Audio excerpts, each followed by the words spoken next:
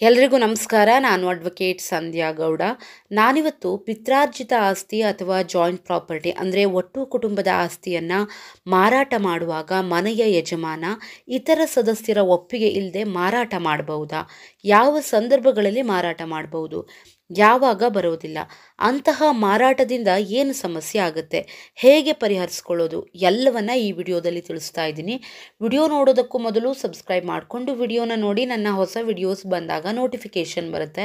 ಇನ್ನೂ ಹೆಚ್ಚಿನ ಮಾಹಿತಿಗಾಗಿ ಅಥವಾ ಏನಾದರೂ ಗೊಂದಲಗಳಿದ್ದಲ್ಲಿ ಅಂದರೆ ಫರ್ದರ್ ಕ್ಲಾರಿಫಿಕೇಷನ್ ಇದ್ದಲ್ಲಿ ಮಾತ್ರ ಕಾಲ್ ಮಾಡಬಹುದು ಅಂತ ಹೇಳ್ತಾ ವಿಷಯನ ಸ್ಟಾರ್ಟ್ ಮಾಡ್ತಾ ಇದ್ದೀನಿ. ಜಾಯಿಂಟ್ ಪ್ರಾಪರ್ಟಿ ಬಗ್ಗೆ ಈಗಾಗಲೇ ತುಂಬ ವಿಡಿಯೋಗಳಲ್ಲಿ ಹೇಳಿದ್ದೀನಿ. ಜಾಯಿಂಟ್ ಪ್ರಾಪರ್ಟಿ ಅಂದರೆ ಒಂದೇ ಪ್ರಾಪರ್ಟಿಗೆ ತುಂಬ ಜನ ಹಕ್ಕುದಾರರು ಇರುವಂಥದ್ದು, ಅಥವಾ ಒಬ್ಬ ತಂದೆ ಸ್ವಯಾರ್ಜಿತ ಆಸ್ತಿಯನ್ನು ಮಾಡಿದ್ದು ಅವನ ಮರಣದ ನಂತರ ಪೌತಿ ಖಾತೆಯಿಂದ ಅವನ ಹೆಂಡತಿ ಮಕ್ಕಳ ಹೆಸರಿನಲ್ಲಿ ಆಸ್ತಿ ವರ್ಗಾವಣೆ ಆಗಿದ್ದಾಗ ಅವರೆಲ್ಲರೂ ಕೂಡ ವಿಭಾಗ ಮಾಡದೆ ಹಾಗೆ ಉಳಿಸ್ಕೊಂಡ ಆಸ್ತಿ ಜಾಯಿಂಟ್ ಪ್ರಾಪರ್ಟಿ ಅಂತ ಆಗುತ್ತೆ. ಅಥವಾ ಪಿತ್ರಾರ್ಜಿತವಾಗಿ ಆಸ್ತಿ ಬಂದಿರುತ್ತೆ, ಅದು ಪೌತಿ ಖಾತೆಯಡಿ ಮನೆಯ ಹಿರಿಯ ಮಗನ ಹೆಸರಲ್ಲಿ ಖಾತೆ ಆಗಿರುತ್ತೆ. ಆಗಲೂ ಕೂಡ ಉಳಿದ ಮಕ್ಕಳು ಹಕ್ಕುದಾರರಾಗಿರ್ತಾರೆ, ಆದರೆ ವಿಭಾಗ ಆಗಿರಲ್ಲ. ಎಲ್ಲ ಆಸ್ತಿ ಒಬ್ಬರ ಹೆಸರಲ್ಲೇ ಇರುತ್ತೆ, ಅದು ಕೂಡ ಜಾಯಿಂಟ್ ಪ್ರಾಪರ್ಟಿ ಅಂತಲೇ ಆಗುತ್ತೆ. ನೆಕ್ಸ್ಟು, ಪಿತ್ರಾರ್ಜಿತ ಆಸ್ತಿಯನ್ನು ಬಾಯಿ ಮಾತಿನ ಮೂಲಕ ಅಣ್ಣ ತಮ್ಮಂದಿರು ಅವರವರ ಪಾಲಿಗೆ ಇಷ್ಟಿಷ್ಟು ಅಂಥೇಳಿ ಸಪ್ರೇಟಾಗಿ ಉಳುಮೆ ಮಾಡ್ತಾ ಇರ್ತಾರೆ. ಬಟ್ ದಾಖಲೆಗಳ ಪ್ರಕಾರ ಜಾಯಿಂಟ್ ಆಗೇ ಇರುತ್ತೆ. ಸೊ ಅದು ಕೂಡ ಜಾಯಿಂಟ್ ಪ್ರಾಪರ್ಟಿ ಅಂತಲೇ ಆಗುತ್ತೆ. ಮೇಲೆ ಹೇಳಿರುವಂತಹ ಆಸ್ತಿಗಳನ್ನು ಮಾರಾಟ ಮಾಡಬೇಕು ಅಂದರೆ ಉಳಿದ ವಾರಸುದಾರರು ಸಹ ಒಪ್ಪಿ ಮಾರಾಟ ಮಾಡಬೇಕಾಗತ್ತೆ. ಮನೆಯ ಯಜಮಾನ ಉಳಿದ ಸದಸ್ಯರ ಒಪ್ಪಿಗೆ ಇಲ್ಲದೇನೆ ಅಥವಾ ಅವರ ಸಹಿ ಇಲ್ಲದೆ ಮಾರಾಟ ಮಾಡಲಿಕ್ಕೆ ಬರೋದಿಲ್ಲ. ಹಕ್ಕುದಾರರು ಎಷ್ಟು ಜನ ಇರ್ತಾರೋ ಅವರೆಲ್ಲರ ಸಹಿ ಕೂಡ ಬೇಕಾಗತ್ತೆ. ಈಗ ಜಂಟಿ ಕುಟುಂಬದ ಯಜಮಾನನಿಗೆ ಮೈನರ್ ಮಕ್ಕಳು ಇದ್ದಾಗ ಅವರ ಎಜುಕೇಷನ್ಗಾಗಿರ್ಬೋದು ಅಥವಾ ಕುಟುಂಬದ ಅಭಿವೃದ್ಧಿಗಾಗಿ ಅಥವಾ ಬೇರೆ ಕಡೆ ಆಸ್ತಿಯನ್ನು ಖರೀದಿ ಮಾಡಲಿಕ್ಕೆ ಆಸ್ತಿಯನ್ನು ಮಾರಾಟ ಮಾಡಬಹುದು. ಆಗ ಮೈನರ್ ಮಕ್ಕಳ ಹೆಸರನ್ನು ಕಾಣಿಸಿ ಅವರ ಬದಲಾಗಿ ಮೈನರ್ ಗಾರ್ಡಿಯನ್ನಾಗಿ ತಾಯಿ ಅಥವಾ ತಂದೆ ಸಹಿಯನ್ನು ಹಾಕಿರಬೇಕಾಗುತ್ತೆ ಅಷ್ಟೇ. ಆಗ ಅದು ವ್ಯಾಲಿಡ್ ಮಾರಾಟ ಅಂತಾನೆ ಆಗುತ್ತೆ. ಅದು ಬಿಟ್ಟು ಪಿತ್ರಾರ್ಜಿತ ಆಸ್ತಿಯನ್ನು ಮಾರಾಟ ಮಾಡುವಾಗ ಯಜಮಾನನ ತಮ್ಮಂದಿರು ಅಥವಾ ತಂಗಿಯರು ಮಕ್ಕಳು ಎಲ್ಲರೂ ಕೂಡ ಮೇಜರ್ ಇರ್ತಾರೆ, ವಯಸ್ಕರಾಗಿರ್ತಾರೆ. ಆಗ ಅವರ ಸಹಿ ಮತ್ತು ಒಪ್ಪಿಗೆ ಬೇಕಾಗತ್ತೆ. ನೆಕ್ಸ್ಟು, ಪಿತ್ರಾರ್ಜಿತ ಆಸ್ತಿ ಮೇಲೆ ಸಾಲ ಇರುತ್ತೆ ಅಂದ್ಕೊಳ್ಳಿ, ಅಥವಾ ಕಾನೂನಿನ ತೊಡಕು ಇರುತ್ತೆ, ಅದರಿಂದ ಪ್ರಾಪರ್ಟಿ ಮಾರಲೇಬೇಕಾದ ಪರಿಸ್ಥಿತಿ ಬರುತ್ತೆ. ಆಗ ಎಲ್ಲರೂ ಕುಳಿತು ಮಾತನಾಡಿಕೊಂಡು ಒಪ್ಪಿಗೆಯಿಂದ ಮಾರಾಟ ಮಾಡಬೇಕಾಗತ್ತೆ. ಯಾರೋ ಒಬ್ಬ ಸದಸ್ಯ ಒಪ್ಪಲಿಲ್ಲ ಅಂತಂದರೆ ಆಸ್ತಿಯನ್ನು ಎಲ್ರಿಗೂ ಕೂಡ ಪಾಲು ಮಾಡಿಕೊಟ್ಟು ಸಾಲವನ್ನು ಕೂಡ ಪಾಲು ಮಾಡಿ ಕೊಡಬೇಕಾಗತ್ತೆ ಅಷ್ಟೆ.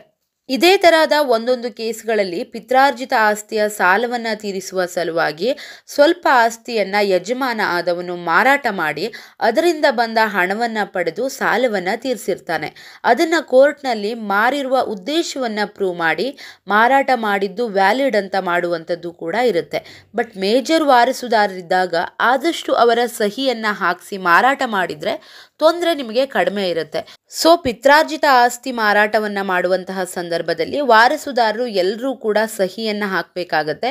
ಯಾರೋ ಒಬ್ಬರನ್ನ ಬಿಟ್ಟು ಮಾರಾಟ ಮಾಡಿದರೆ ಅವರ ಪಾಲಿನ ಆಸ್ತಿಗಾಗಿ ನ್ಯಾಯಾಲಯದ ಮೆಟ್ಟಿಲು ಏರ್ತಾರೆ. ಆಗ ಖರೀದಿದಾರರಿಗೆ ತೊಂದರೆ ಆಗುತ್ತೆ. ಸೊ ಪಿತ್ರಾರ್ಜಿತ ಆಸ್ತಿ ಅಥವಾ ಜಾಯಿಂಟ್ ಪ್ರಾಪರ್ಟಿಯನ್ನು ಮಾರಾಟ ಮಾಡುವಾಗ ಮನೆಯ ಯಜಮಾನ ಮತ್ತು ಉಳಿದ ಸದಸ್ಯರ ಅಂದರೆ ಉಳಿದ ವಾರಸುದಾರರ ಸಹಿ ತುಂಬಾ ಮುಖ್ಯ ಆಗುತ್ತೆ. ಉಳಿದ ಸದಸ್ಯರ ಒಪ್ಪಿಗೆ ಇಲ್ಲದೇನೆ, ಉಳಿದ ಹಕ್ಕುದಾರರ ಸಹಿ ಇಲ್ಲದೇನೆ ಮಾರಾಟ ಮಾಡಿದಂತಹ ಸಂದರ್ಭದಲ್ಲಿ ವರ್ಗಾವಣೆಯನ್ನು ಕ್ವಶನ್ ಮಾಡುವಂತಹದ್ದು ಇರುತ್ತೆ. ಅಂದರೆ ಮಾರಾಟ ಮಾಡಿರುವಂಥದ್ದು ತಿಳಿದ ತಕ್ಷಣ 3 ವರ್ಷದ ಒಳಗೆ ಯಾರು ಸಹಿ ಹಾಕಿಲ್ವೋ ಅವರು ನ್ಯಾಯಾಲಯದಲ್ಲಿ ದಾವೆಯನ್ನು ಹೂಡುವಂತಹ ಸಂದರ್ಭ ಬರಬಹುದು. ಈಗ ಮಕ್ಕಳಿಗೆ ತಿಳಿಯದೇನೆ ತಂದೆ ಆಸ್ತಿ ಮಾರಿರುವಂತಹ ಸಂದರ್ಭದಲ್ಲೂ ಕೂಡ ಮಕ್ಕಳು ತಮ್ಮ ಪಾಲಿನ ಆಸ್ತಿ ಮಾರಿರುವ ತಂದೆಯ ವಿರುದ್ಧ 3 ವರ್ಷದ ಒಳಗೆ ದಾವೆಯನ್ನು ಹಾಕಿ ಆಸ್ತಿ ಪಡೆದುಕೊಳ್ಳಬಹುದು. ಆಗ ಖರೀದಿದಾರನನ್ನು ಕೂಡ ಪಾರ್ಟಿಯಾಗಿ ದಾವೆಯಲ್ಲಿ ಸೇರಿಸಲಾಗುತ್ತೆ. ಸೊ ಆಸ್ತಿಯನ್ನು ಖರೀದಿ ಮಾಡುವಂಥವರು ಪಿತ್ರಾರ್ಜಿತ ಆಸ್ತಿಯನ್ನು ಖರೀದಿ ಮಾಡ್ತಾ ಇದ್ದೀರಾ ಅಂದರೆ ಉಳಿದ ವಾರಸುದಾರರ ಸಹಿಯನ್ನು ಹಾಕಿಸ್ಕೊಳ್ಳೇಬೇಕಾಗತ್ತೆ. ಮೈನರ್ ಮಕ್ಕಳಿದ್ರೆ ಮೈನರ್ ಗಾರ್ಡಿಯನ್ ಆಗಿ ತಂದೆ ಅಥವಾ ತಾಯಿಯ ಸಹಿಯನ್ನು ಹಾಕಿಸ್ಕೊಳ್ಬೇಕು. ಹೆಣ್ಣು ಮಕ್ಕಳ ಸಹಿ ಆಗಿರ್ಬೋದು, ಗಂಡು ಮಕ್ಕಳ ಸಹಿ, ಎಲ್ಲರ ಸಹಿಯನ್ನು ಕೂಡ ಹಾಕಿಸ್ಕೊಳ್ಳೇಬೇಕಾಗತ್ತೆ. ಪಿತ್ರಾರ್ಜಿತ ಆಸ್ತಿಯನ್ನ ಖರೀದಿ ಮಾಡುವಾಗ ಯಜಮಾನನ ಸಹಿ ಮಾತ್ರ ಪಡೆದು ಆಸ್ತಿ ಖರೀದಿಯನ್ನ ಮಾಡಿದ್ರೆ ಉಳಿದ ಹಕ್ಕುದಾರರು ನ್ಯಾಯಾಲಯದ ಮೊರೆ ಹೋದ್ರೆ ಖರೀದಿದಾರರು ಆಸ್ತಿಯನ್ನ ಕಳೆದುಕೊಳ್ಳುವಂತಹ ಸಂದರ್ಭ ಬರುತ್ತೆ. ಸೊ ಖರೀದಿದಾರರು ತುಂಬಾ ಎಚ್ಚರಿಕೆಯಿಂದ ವ್ಯವಹಾರವನ್ನ ಮಾಡಬೇಕಾಗತ್ತೆ. ಸೊ ನೋಡಿದ್ರಲ್ಲ, ಜಾಯಿಂಟ್ ಪ್ರಾಪರ್ಟಿ ಅಥವಾ ಪಿತ್ರಾರ್ಜಿತ ಆಸ್ತಿಯನ್ನ ಮಾರಾಟ ಮಾಡುವಾಗ ಎಲ್ಲಾ ಸದಸ್ಯರ ಪಾತ್ರ ಎಷ್ಟು ಮುಖ್ಯ ಆಗುತ್ತೆ ಅಂತ.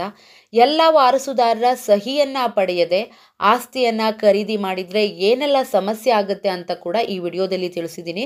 ವಿಡಿಯೋ ನಿಮಗೆಲ್ಲ ಇಷ್ಟ ಆಗಿದೆ ಅನ್ಕೋತೀನಿ. ವಿಡಿಯೋ ಇಷ್ಟ ಆಗಿದ್ರೆ ಲೈಕ್ ಮಾಡಿ, ಶೇರ್ ಮಾಡಿ ಮತ್ತು ಸಬ್ಸ್ಕ್ರೈಬ್ ಮಾಡೋದನ್ನ ಖಂಡಿತ ಮರಿಬೇಡಿ. Thank you so much.